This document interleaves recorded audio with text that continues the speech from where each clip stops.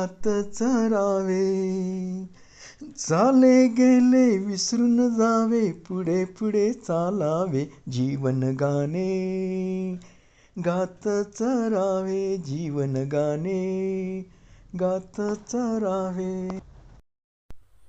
ओम नमो ओंकारेश्वर देवताय नमः. ओम नमः शिवाय. ओम नमः शिवाय. अवधूत चिंतन श्री गुरुदेव दत्त. मंडळी, आपण ऐकत आहात संघर्ष जीवनाचा मार्ग शिवभक्तीचा. हे माझं आत्मकथन. आपण बरेचसे भाग आपण पाठीमागे ऐकलेत तुम्ही. याबद्दल खूप खूप धन्यवाद देतो आणि पुढील कार्यक्रम सुरू करतो. त्यापूर्वी तुम्ही थोडंसं लक्ष द्या. आता आत्मकथन हे सांगायचं आहे का, हे 2 मिनिटातच बोलणार आहे मी. की आपण काही मोठे नाहीत आत्मकथनसारखे, अगर आपलं काही चरित्र मोठं असं काही नाही आहे. पण खूप मंडळीचा एक समज असतो की दुःख अगर हे आपल्यालाच आहेत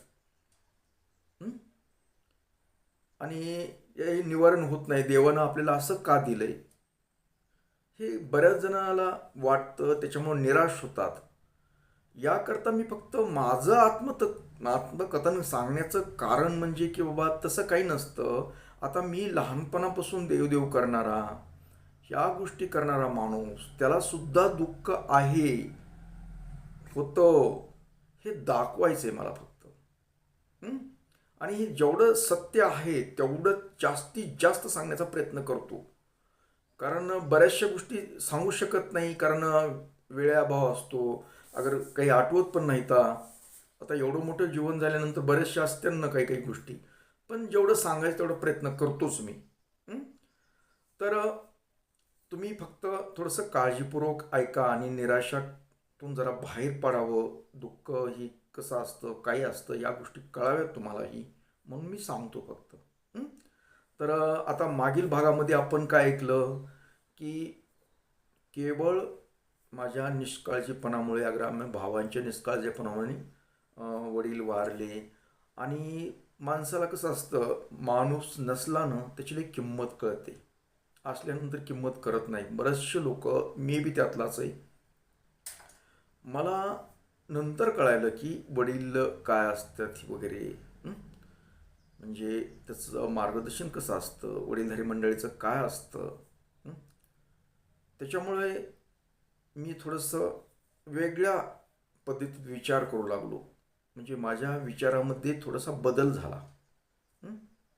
की काय उपयोग आहे वाटायचं की मुलं लहानाची मोठी करायची, त्यांना शिकवायचं, एवढं आपल्या स्वतःच्या पोटाला चिमटा घेऊन मुलांचं बघायचं, आणि शेवटी मुलं काय करतात. त्यात मी पण आलो ना, मी पण मुलगा आहे ना.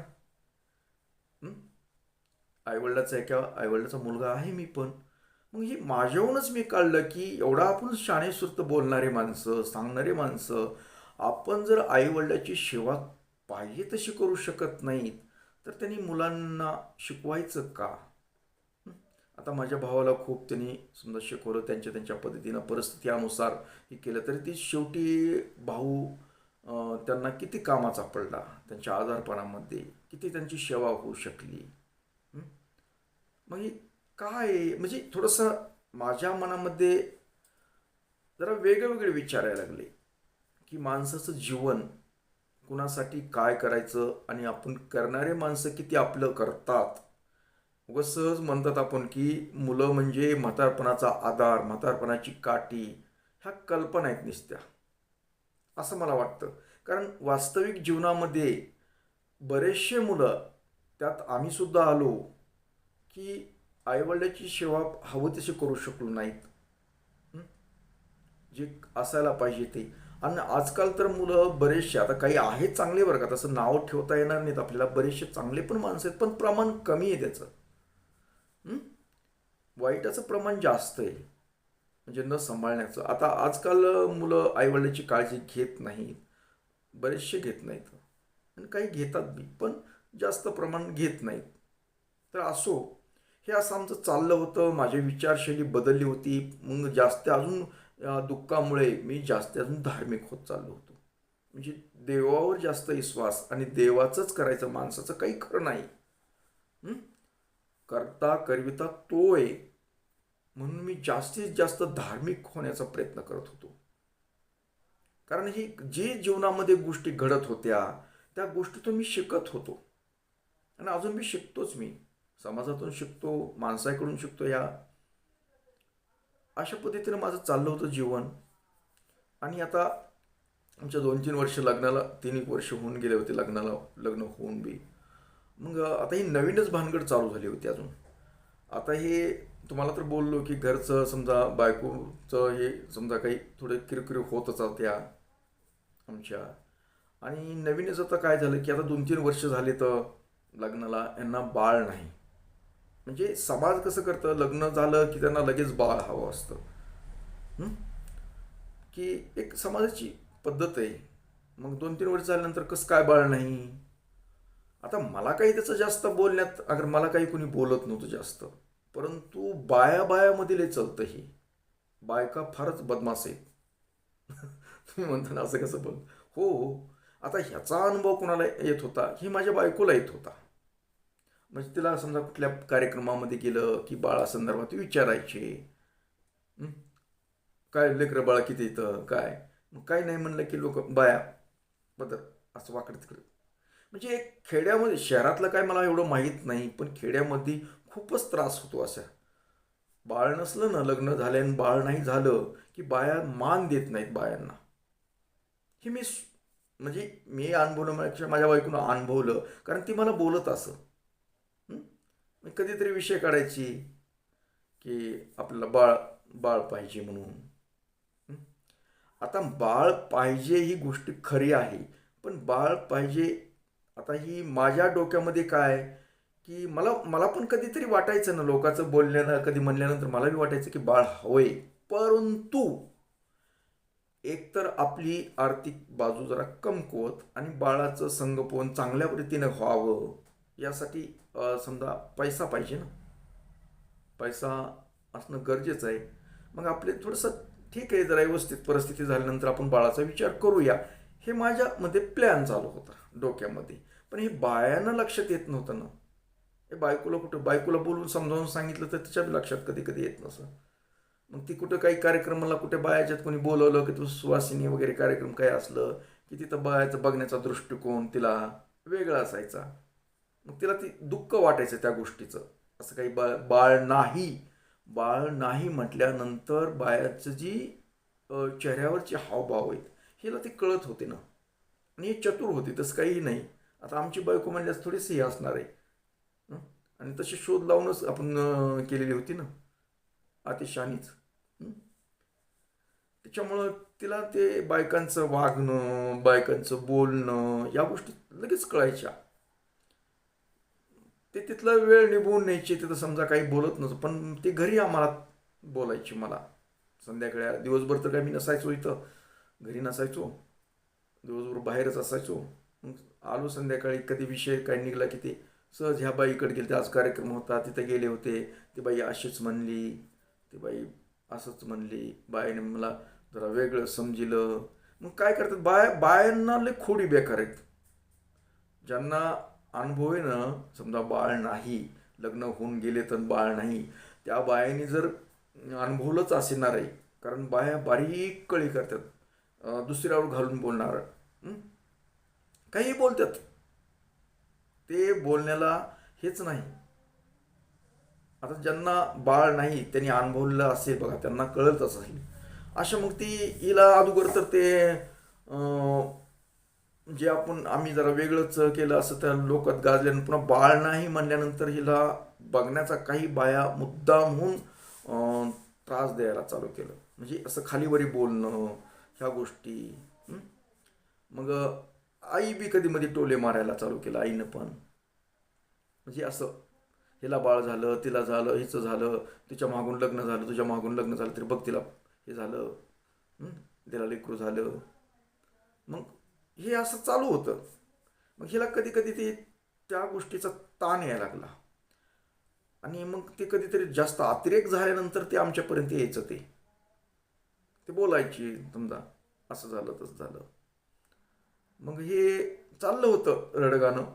बाळ नसल्याचे समजा बायांचा त्रास, समाजामध्ये बऱ्याच वेळेस बाळ नसलं की खूप त्रास देतात लोक. हे चालू होतं. मी आपलं कानेराळे टाकत होतो, पुढे जाऊ दे, त्यांचं काय मनावर जाऊ दे, ते लक्ष देत जाऊ नको, आपल्याला का बाळ बघता येईल. मग असं एक चालले होते विचार. एके दिवशी झालं काय, मी दुकानात केजमध्ये बसलो होतो. एक अनाथ आश्रमाचे काही एक दोघं लोक आले आणि मग त्यांनी ते फोटोचा अल्बम दाखवला. हे काही आमचं अनाथालय आहे, तिथं ज्यांनी बाळं हे केलेले आहेत, समजा कोणी सोडून दिले, त्यांचे आईबाप वारलेत, अशा आम्ही ती सांभाळतो वगैरे वगैरे वगैरे. त्यांनी लेक्चर झालं मला आणि म्हणले याच्यासाठी काही तुम्ही देणगी देऊ शकतात का. मग मी समजा ते फोटो वगैरे पाहून मी दिले त्यांना काही पैसे. जाऊ द्या म्हणलं, एक चांगल्या कामाला चाललेत पैसे, समाजकार्याला, म्हणून मी दिले. ते दिले, पण माझ्या डोक्यामध्ये एक विचार आला, का बरं आपण हे असे पैसे तर देतो, देण्यापेक्षा आपण एखादं बाळच त्याच्यातलं सांभाळलं तर. मग त्यांना ते बोललो होतो की तुमच्याकडे छोटे बाळा बी असतील ना, असे कसे कितीपर्यंत आहे. नाही म्हणले, महिना 6 महिन्याचं बी असतं, कसं बी लहानपणी आता, आणि बाळं एकदम असतात, ते पण आम्ही त्यांच्याकडे सांभाळतो, असं वगैरे तसं गोष्टी झाल्या. मग म्हणलं तुमचा पत्ता कुठला आहे. मग पत्ता वगैरे त्यांच्याकडून घेतला आणि माझ्या डोक्यात एक आलं की आपण त्या संस्थेतलं एखादं बाळच घेऊया दत्तक म्हणून. त्यांना पण ते पण बोललो की बाबा तुम्ही बाळ दत्तक वगैरे देतात का. तर म्हणले हो देतोच ना आम्ही, तुम्ही भेट द्या म्हणले संस्थेला. मग मी एका संस्थेला जवळच्या म्हणजे अगोदर कळंब तालुक्यामध्ये एक संस्था होती, तिथं गेलो. तिथले पाहिली परिस्थिती, पण तिथलं काय मला तिथे आवडली नाही सिस्टीम. मग दुसरं एक मला अजून त्या शोधात असल्यामुळं मला आता माझ्या डोक्यातच बसलं की आपण एक बाळच दत्तक घेऊया. जाऊ द्या, आपलं स्वतःचं काही होईना गेलं असं काही प्रकार नव्हता काही. आपण थांबलो, पण म्हणलं आपण एक बाळ बघूया म्हणलं. म्हणजे कसं, ही घरची जी किरकिर आहे म्हणलं, ही घरची दररोज आलं की ही बाई अशी म्हणली, बाळ नाही म्हणून तशी म्हणली. आणि मी का विचार केला, बाळ उशिरा होण्याचे त्याचे कारण दुसरे होते. उशिरा ठेवायचं कारण हिची किरकिर असायचं, हिचं जमत नसतं, ही वीक होती, आणि आपली परिस्थिती म्हणलं चांगलं होऊ देऊन नंतर बाळाचा विचार करूया. पण बायांना नाही जमत काही. आता आजकालच्या बायांना बाळाचं नको वाटतात, पण तो काळ वेगळा होता. हिला पण वाटत होतं की आपल्याला बाळ असावं म्हणून. तिला वाटण्यापेक्षा आपल्याला पण वाटतं ना. पण बायांना जास्त वाटतं, कारण माया असते त्यांना. आणि म्हणून मी तशी चौकशी केली आहे. मग हिला संध्याकाळी एकदा आल्यानंतर मी म्हणलं की आपण काय करूया म्हणलं, तुला बाळच पाहिजे ना, आपण एक बाळ दत्तक घेऊया म्हटलं. तसे काही जास्त दिवस झाले ना, म्हणजे वर्ष झाले नव्हते लग्नाला, 3 एक वर्ष झाले ते. म्हणलं आपण बाळ कशाला आपलं असण्यापेक्षा आपण एखाद्या बाळाचं कल्याण करूया म्हटलं, ज्याला कुणी नाही असं बाळ सांभाळूया म्हटलं. म्हणजे अनाथामधलं बाळ घेऊया म्हटलं, म्हणजे एक समाजसेवा बी होईल आणि एका बाळांना म्हणजे आई वडील भेटतील चांगले. आपण त्याला चांगलं एक बनवूया, हा विचार तिला बोलून दाखला. तिला तिला पण काही नाही म्हटले, ते हो म्हटली. आपण बरं तर ठीक आहे म्हटले, आपण आणूया म्हटलं. मग माझ्या तिनं सहमती दिल्यानंतर माझ्या डोक्यामध्ये एक अनाथ बाळ घ्यायचं ही डोक्यामध्ये आलं. आणि मग त्या शोधार्थ मी बरेचसं असं त्यावेळेस काही असं मोबाईलचं काही असं जाळं नव्हतं, त्याच्यामुळं काही नेटवर्कचं असलं काही नव्हता प्रकार. पण शोध घेत घेत काय म्हणतात ना, विचार केल्यानंतर काही ना काही सापडतं. मग ज्या त्या शोधात असल्यामुळं ती मला एक संस्थेचा पत्ता सापडला. म्हणजे एक पेपरवर लेख आला होता अनाथालयाचा. ते होतं औरंगाबादचं, म्हणजे आता जे संभाजीनगर म्हणून आहे, त्यावेळेस ते औरंगाबाद बोलायचे त्याला. तिथले एक मला, आणि काय माझ्या एखाद्या गोष्ट डोक्यात बसली ना, त्याचा पिच्छा सोडत नाही. आणि हा प्रकार बघा ना, ही जे अनाथ बाळ घ्यायचं, ही मी पूर्वी काय केलं, एक स्टोरी लिहिली होती रेडिओवर. वाळल्या फांदीला फुटली पालवी म्हणून एक कथा, एक ही केलं होतं, नाटिका तयार केली होती मी. ती खूप पूर्वी, म्हणजे लग्नाच्या कितीतरी पूर्वी, म्हणजे मला हे काही गोष्टी अगोदरच मला हे होत होत्या. दैवी शक्ती म्हणा काय म्हणा. मी ही कथा एक लिहिली होती, वाळल्या फांदीला फुटली पालवी म्हणून एक कथा लिहिली होती. आणि ती कथा लिहून त्याचं नाट्यीकरण केलं होतं रेडिओवर, म्हणजे आकाशवाणीला. त्याचं लेखन वगैरे मीच करून, डायरेक्शन वगैरे सगळं मीच केलं होतं. त्यातलं पात्र वगैरे मी एक केलं होतं, इतर कलाकार घेतले होते. तर ती कथा एवढी चांगली चालली की मग ते मला आठवलं की अरे म्हणलं, आपण त्यावेळेस आपल्याला कल्पना होती की आपण बाळ म्हणजे दत्तक कसं घ्यायचं ते. मग आपण त्याचा आपण आपल्या जीवनामध्ये वापर करूया. म्हणलं आपण प्रत्यक्ष, आपण जे कथेमध्ये लिहिलंय ते आपण प्रत्यक्ष जीवनामध्येच करूया. म्हणून मी तो पत्ता शोधला त्या संस्थेचा. आणि मी एका दिवशी ठरवलं की आपण औरंगाबादला जाऊया, म्हणजे आता संभाजीनगर बोलतो ते. आणि मी एका दिवशी हिला बोललो की मी एकदा भेट देऊन येतो, बघू तो बाळ काय असतं, काय प्रकार आहे, कारण मला काही त्यातलं माहीत नव्हतं. हं? तर ते औरंगाबादला गेलो आणि तिथं ते अनाथालयामध्ये जाऊन पाहिलं. तिथं बारीक बारीक छोटी छोटी बाळं होते. हे सगळं मी पाहिलं. मग त्यांच्याबरोबर चर्चा केली की ही बाळ दत्तक घेण्यासाठी काय लागतं, प्रोसेस काय आहे याचं नेमकं. मग त्याने एक मला फाळून दिला, दाखविला की असं असं. मग त्याच्यामधले काही गोष्टी मी पाहिल्या. हं? की त्याला तिथे तर देणगी द्यावं लागते त्या संस्थेला, तुमच्या सोयीच्छित म्हणून. मग त्यांनी मला खूप चौकशा केल्या. तुमची कमाई का आहे, तुम्हाला बाळ होत नाही म्हणून घ्यायचं आहे का, काही बरेचशा गोष्टी विचारल्या मला. मी म्हणलं तसं काहीच नाही, आम्हाला बाळ होत नाही, आमचं लग्न. मग लग्न किती वर्ष झालं, म्हणलं 3 वर्ष झालं आहे. म्हणलं एवढ्या लवकर कसं काय तुम्हाला बाळ घ्यायची इच्छा नाही. म्हणलं एक मला एक सामाजिक कार्य म्हणून, एक समाजाचं काहीतरी चांगलं व्हावं, एखाद्याला बाळाला आईवडील नाही ते आपण आईवडील व्हावं, यासाठी मी बाळ दत्तक घेतो म्हटलं. बाकी काही नाही, म्हणजे होत नाही असं काही प्रकार नाही. नाही नाही म्हणलं, मग त्याला कागदपत्र काय काय लागते, म्हणजे डॉक्टरचे रिपोर्ट लागते, म्हणजे डॉक्टर तुम्हाला नॉर्मल आहेत का, तुम्ही काय, तुम्हाला आजार आहे का, कुठला काय का, दोघांचं सगळं लागतं. तुम्ही तंदुरुस्त आहेत का, बाळ सांभाळू शकतात का, अशा बऱ्याचशा किचकट गोष्टी सांगितल्या त्यांनी. तरी मी हो म्हटलं, कारण घ्यायचं म्हटलं, आपल्याला घ्यायचं आहे ना तर घ्यायचं. तर म्हणलं, तर त्याने बाळाचे फोटो, प्रत्यक्ष हे दाखवले, असं तसं. आणि कागदपत्र जे लिहून दिले होते की तुमच्या दोघांचे डॉक्टरी रिपोर्ट पाहिजेत, कोणते, तुम्हाला बाळ होत नाही का होतंय, तुम्हाला बाळ तुमच्यात आहे का, बाळ होण्याची क्षमता वगैरे अशा गोष्टी त्याच्यामध्ये होत्या उल्लेख. हं?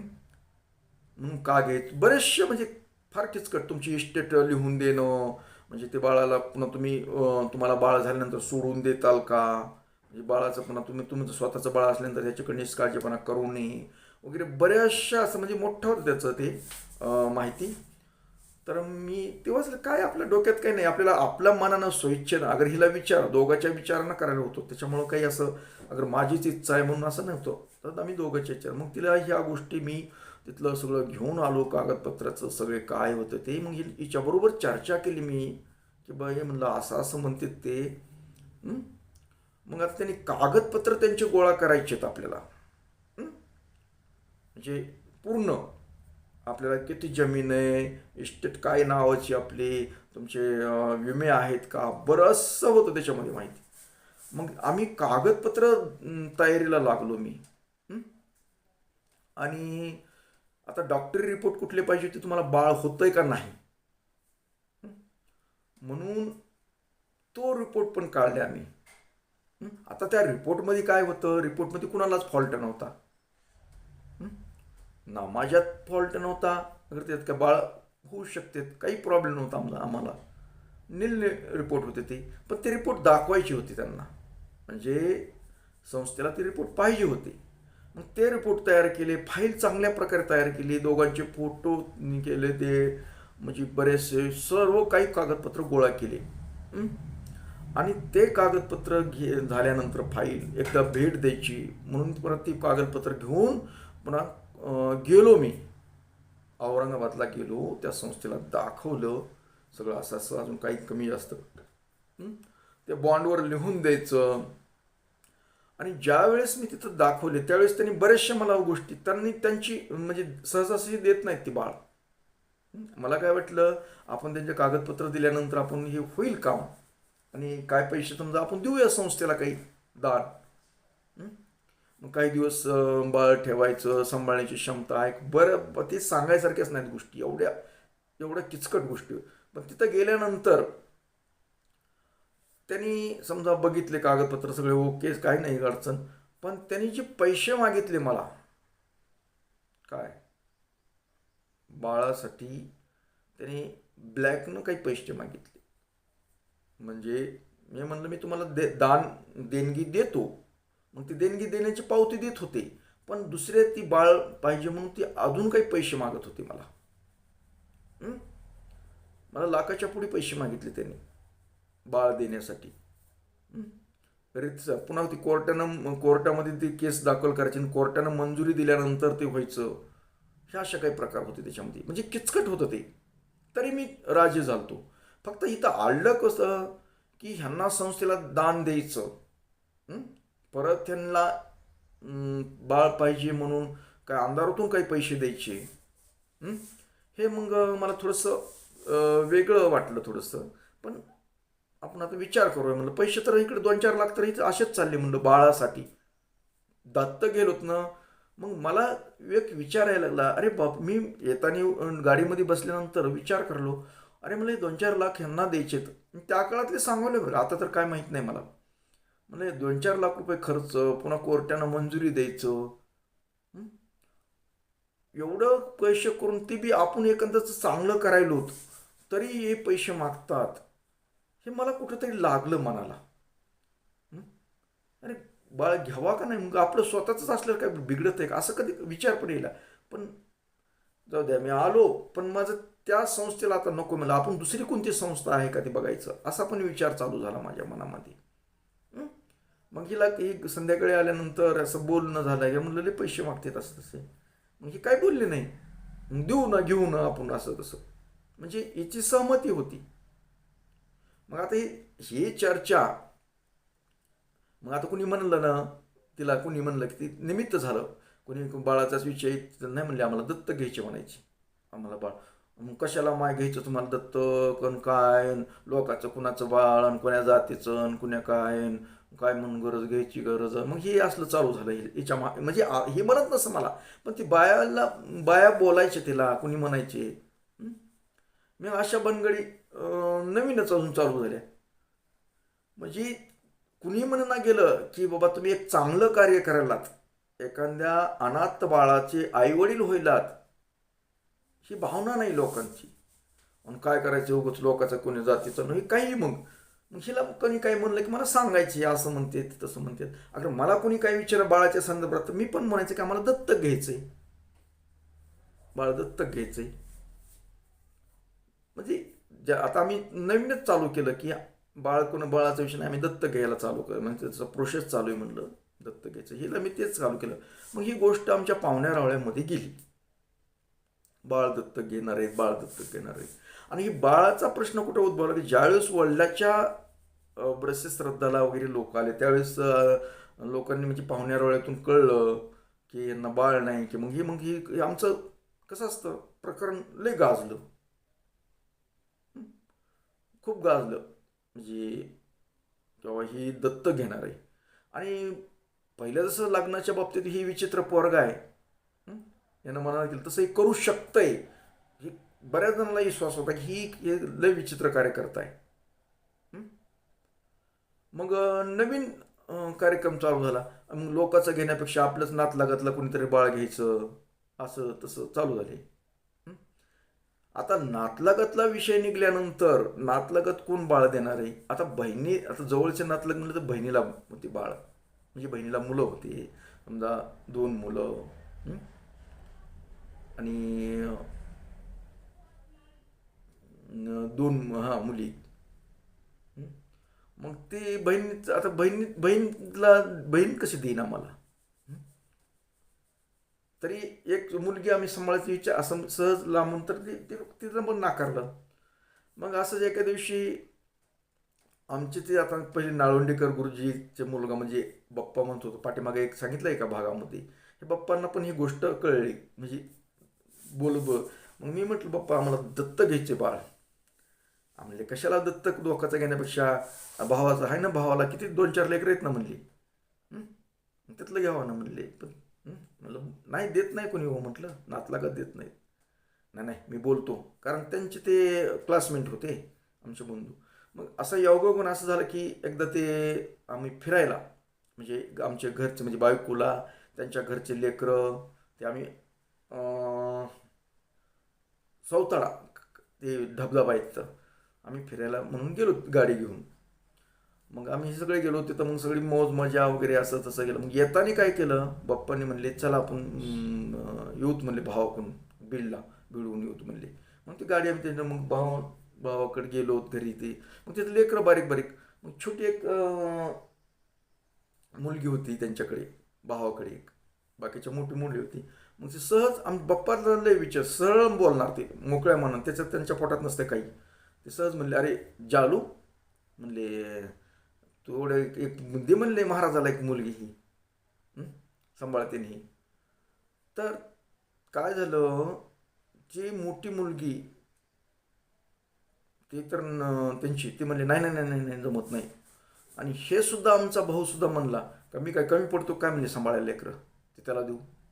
म्हणजे विचित्र त्याने बोललं, म्हणजे भावानं सुद्धा म्हणजे तसं की खरंच देतो जाऊ दे मग काय घरीच चालले घरीच सांभाळेन ह्याला, नाहीतर मग असं म्हणजे त्याची सुद्धा इच्छा नाही की ह्याला मुलगी, कारण त्यांचं स्टँडर्डपणा होता आणि आमची परिस्थिती त्याच्यामुळे वाटलं की काय जे असेल ते असेल. पण त्यांना पहिल्या 2 मुली असून 3री मुलगी झाली होती तरी त्यांना द्यायची इच्छा झाली नाही. म्हणजे मी तर म्हटलं नव्हतं पण ते बाप्पा म्हटले म्हणून मग हे कसं तरी वाटलं. बाप्पा मी म्हणले अरे म्हणजे वाईट अनुभव सांगायचं म्हणजे नातलगामधून ह्या गोष्टी नातलगातून सुद्धा कुणी आम्हाला मूल सांभाळायला द्यायला तयार नव्हते. म्हणजे वाईट अनुभव कुणी तर सांभाळते पुढचं काही होईल पण द्यायची सुद्धा इच्छा नव्हती. इकडं समजा हिच्या बहिणीला मुलं झाली होती मागून लग्न होऊन बी, मग इकडं सुद्धा वातावरण किंवा यांचे लग्न मागून लग्न बाळ झाले, त्यांना बाळ कसं नाही हे म्हटलं ना. बाळ नाही म्हटल्यानंतर समाजामध्ये बघण्याचा दृष्टिकोनच विचित्र होतो. खूप बायांना खूप त्रास होतो, पुरुषापेक्षा बायांना खूप त्रास करतात लोक. बायात म्हणतात ना बाईची वैरीण. बायाचा वैर पुरुष नसतो तर बाईचीच वैरीण असते. कारण बायासारखं आगाव तुम्ही म्हणता ही आम्ही बाया बघणारे आता हे खरंच मी अनुभवल्या या गोष्टी की खरा जर विचार केला ना तर बायाला त्रास देतात. कुणी ऐकलं का कुणाच्या घरामध्ये सुनाला सासऱ्यानं त्रास दिलाय, म्हणजे असं कुठंतरी मग पण सासरा त्रास देतो असं कमी प्रमाण. पण शक्यतो कोण देतं बाईला, सासू त्रास देते. आता कुणी सुनाबी ऐकत नाही आणि सासापाशी राहत बी नाही, ह्या विषय वेगळा. पण त्या काळचा सांगालो म्हणजे बाईची वैर नाही. एखाद्या कुठल्या कार्यक्रमामध्ये आपण गेलोत ना 100 लोक शांत बसतील, पुरुष 100 लोक पुरुष शांत, एखादा कार्यक्रम शांत बसून काही एवढं काही कालवा नाही. पण 4 बाया एकत्र आल्या की नुसता कालवा होणार. ही अशी ती तसं आहे, अमुक आहे तमुक आहे असं एकाकडे बोलून बोटं मोडणार, असं करणार, काय ह्याची तिची कुचा निंदी काही ना काही करणार. हे 4 बाया सुद्धा खपत नाहीत एकत्र, कालवा करतात, टांग करतात. पण 100 पुरुष जर असतील तर एकत्र शांततेने चालतं, तिथं कालवा होत नाही.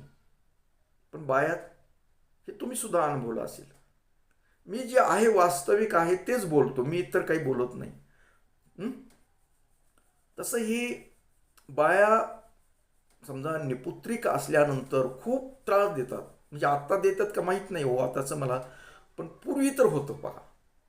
पूर्वी खूप खूप म्हणजे ती बाईला समजा वांज बाई अमुक आहे कसले बोलायचे काहीही करतात ते. मला तर ते तसे वाईट प्रसंग आले 2-4 वर्षाच्या ह्याच्यातच. इतके लोक वेगळ्या पद्धतीनं बघतात. हं? आणि मग काय, हे असं इकडं संस्थेत आपण घ्यायचं, घरचं नातलगात कोणी देत नाही. आणि बाळ घ्यायची आता इच्छाच म्हणजे की अनाथ बाळ घ्यायचं. म्हणून मी काय केलं की इकडे तर पैसे खूप लागायले तर म्हणलं आपण असा वेगळी पद्धत नातलगात बी देत नाही तर मग आपण थोडंसं अजून वेगळ्या पद्धतीनं शोध घ्यायचा. कुणी आपण प्रत्यक्ष कोणी गरिबातला कोणी असेल, अगर आई वडील कुणीतरी समजा अनाथ कुणी त्यांची परिस्थिती ही असेल तर आपण तिथं एखादा शोध घेऊया म्हटलं, तिथलं बाळ घेऊया. तिथं जातीभीतीचा काही संबंध नाही, कारण सामाजिक कार्यकर्ता मी जातीभेद वगैरे मानत नाही.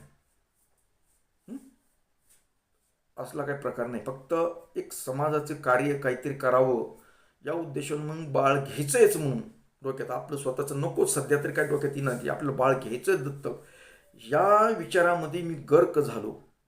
आणि तेच करायचं हे डोक्यात. इकडं तर आता संस्थेत औरंगाबादच्या संस्थेमध्ये नाही जायचं, कारण पैसे खूप मागायले तिथं. पैसे खूप खर्च येऊन पुन्हा किचकट प्रोसेस होतं. म्हणून आपण दुसरीकडे काय बघूया प्रयत्न. आणि मी दुसरीकडे काय प्रयत्न केला काय नाही ही पुढील भागामध्ये ऐकायचंय. तर आजच्या भागापुरतं एवढंच. परत भेटणारच आहे पुढील भागामध्ये, पुढे काय काय झालं या विषयामध्ये. तर मंडळी तोपर्यंत ओम नमः शिवाय, जय हिंद, जय भारत, सुखी राहा आणि समाधानी राहून माझं आत्मकथन संघर्ष जीवनाचा मार्ग शिवभक्तीचा हे ऐकत राहा आणि मला सांगत राहा कसं वाटतं ते. तर असो, ओम नमः शिवाय.